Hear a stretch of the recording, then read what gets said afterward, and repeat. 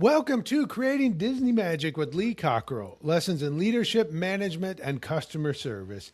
You can create magic too. I'm your host, Jody Mayberry, and I'm here with Lee Cockerell. Lee, how are you doing? Hey Jody, well, we're doing all well here in Florida. It's up to 93 degrees today, so my electric bill is spinning up.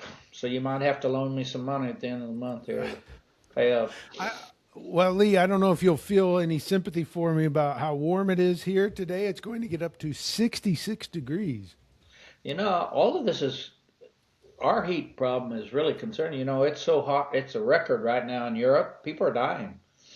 And a few years ago, a lot of people died because they have no air conditioning. And the older people Mm-mm. are, this heat is, Valerie said, my daughter-in-law said it's just repressive. I mean, and so, boy, it's kind of concerning as you think about these big spikes we're having everywhere of what a lot of people out there not being able to get away from it. And oh, Well, something to look forward to. I will say, if you do want to get away from the heat, one thing you can do is call our friends at Magical Vacation Planner at 407 442 2694. They can send you on a vacation to someplace cool like Duluth, Minnesota. I don't know. I made that up, and maybe that's a bad transition to talk Well, about. that's a good one, and maybe they could move to Washington where you live, where you don't even know what I'm talking about when I talk about heat. So, Well, that makes me think you don't believe me when I say it's hot at 66 here. I always look after we hang up to make sure you're not giving me a bunch of hoo-hoo. So, yeah, you're usually right on target. Yeah, well, it is going to warm up and be in the high 60s not too far from now. So All that's a right, let's get that's a on with definite. solving the problems of leadership. Yes, let's get to that. Lee, we had a question about service recovery. We've talked service recovery before, but it's always a good one to talk about. And I will mention also in our newest workshop, World Class Customer Service, that this is a 1 day in person workshop. We're doing the first one in Orlando. You can find out more about it. Reach out to either one of us. But there is a section on service recovery in that workshop. Now, service recovery is something goes wrong and you're trying to recover for the customer. That's what service recovery is basically. So this person said that he knows at restaurants that they like to do a pre-meal stand-up meeting, and one topic that always comes up is service recovery, and he's interested, when should non-restaurants talk about service recovery? So to recap it, they have a meeting, basically a pre-shift meeting, and they talk about service recovery all the time at this. If you're not a restaurant, when should you talk about service recovery? Yeah, well, sure. I had that very conversation this morning with my client from Chile who runs 425 drugstores, which is your favorite example, pharmacies, and some other kinds of stores too. And we were talking about that. And, the conclusion was it's pretty simple. Your goal is to keep the customer, not to lose them. And as we always used to say, the customer's not always right, but they're always the customer. And they always have a credit card, and they always have potential future business, and they have influence with telling other people about you and how good or bad it was, and going on the internet and posting all kinds of ratings. So it's a serious issue, and there's no business in the world that's not going to have to do recovery. Mistakes are made. Overbookings out of a product. They called and the lady on the line didn't know what she was talking about. They drove over there. Everything was wrong. So it's every business. And I think we zeroed down to one area and we said, the one thing you got to teach every single one of your team members in your business is no matter what, we stay professional. No matter how angry the guest is, no matter never stay cool, calm, and collected.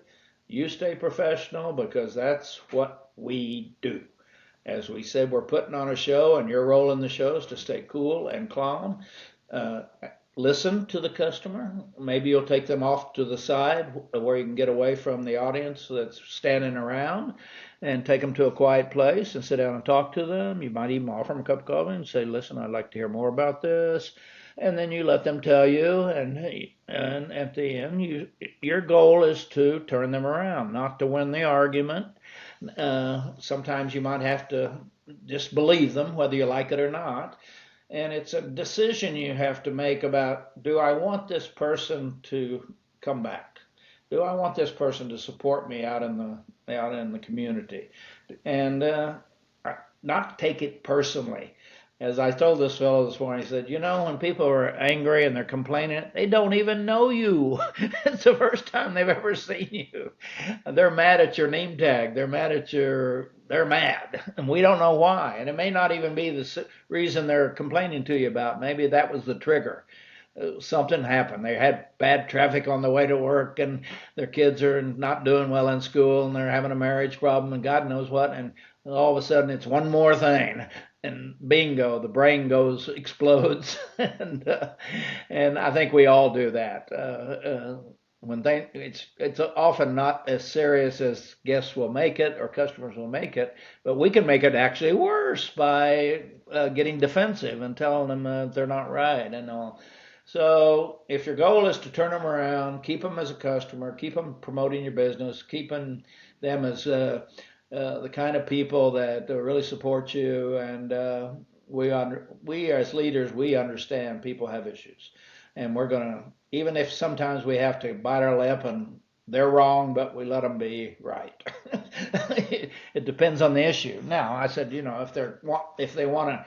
I've had people at Disney who were really upset, and they'd write to me and said they wanted a free vacation again and airfare. And I said, well, we can't do that, but here's what I can do.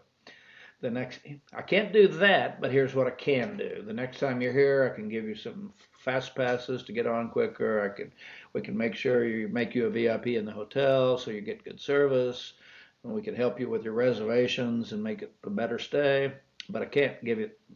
And I think that's what you got to be willing to say is, here's what I can do, and here's what I can't do, and I understand where you're coming from, and we think this is reasonable, and I hope you do too, because we do appreciate you, we do want you here, and we're sorry it happened, and sometimes you're going to lose a customer, but most of the time people, after they get settled down, after they've told you their problem 12 times, they calm down each time. It goes lower. And eventually, even I said to a customer once, do you want to keep yelling at me, or do you want me to solve your problem?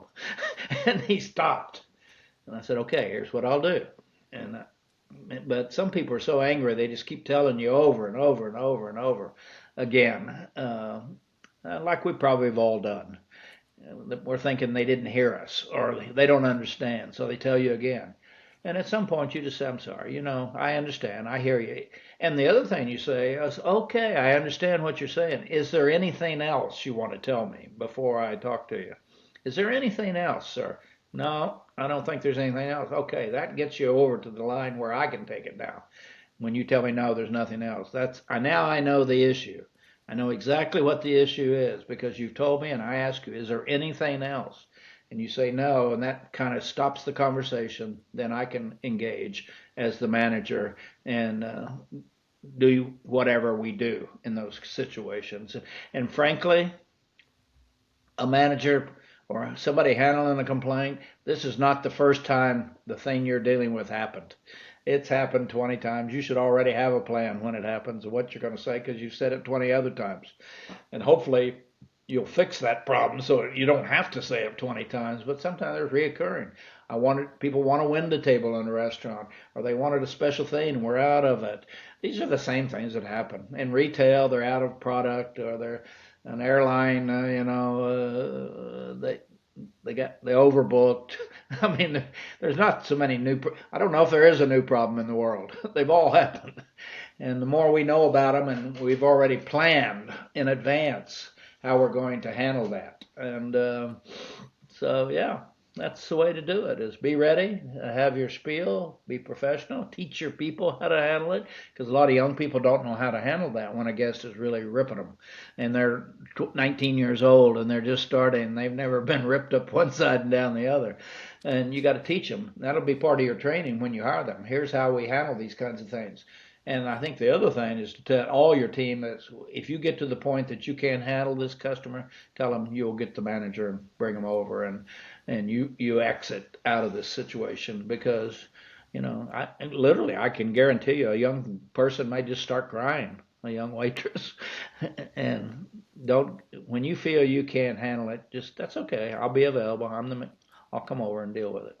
And I told my people that when I ran the Marriott in Springfield, anytime you have a customer trying to beat you up and work you over and being aggressive, you just get me. That's why I moved my office down behind the front desk of the hotel. Come and get me. Don't you go in, don't engage in a battle with them. Let me handle it. And I go out. And by the way, when authority comes out, the guests calm down. They'll beat up an 18-year-old, but not the general manager. You get almost instant satisfaction. And the general manager has full ability to do whatever he wants for them. Maybe the 18 or 19 or 20-year-old doesn't, she's afraid to give them a free room, or afraid to. So when you have a lot of authority, it's easy to be handle a tough situation, because you can do whatever you want. So that's kind of some of the things to think about. They're going to happen every day, everywhere you go. It's like you cannot escape issues. That's life. So yeah. Well, and this is great to think about. And with the listener question, I realize at restaurants you are serving people constantly, constant turnover, and everyone is going to go good or it's going to go bad, and there's always a chance to talk about it. So reminding your staff about service recovery, this is how we do it, this is what we're going to do. That is such a great setting to do it. But even if you are a drugstore, as Lee mentioned, I've been using the corner drugstore example for more Yeah. than a decade, and you may not have as many service interactions that go bad, but I feel like that almost makes it more important to talk about it, because your staff won't know what to do. In a restaurant, a server may, if you're not talking about it, they may be able to figure it out trial and error, because you get so many chances. But if you are a drugstore or an accountant or these businesses that don't have service problems very often, it can be much harder to deal with if you don't get chances. So talking about it is even more important.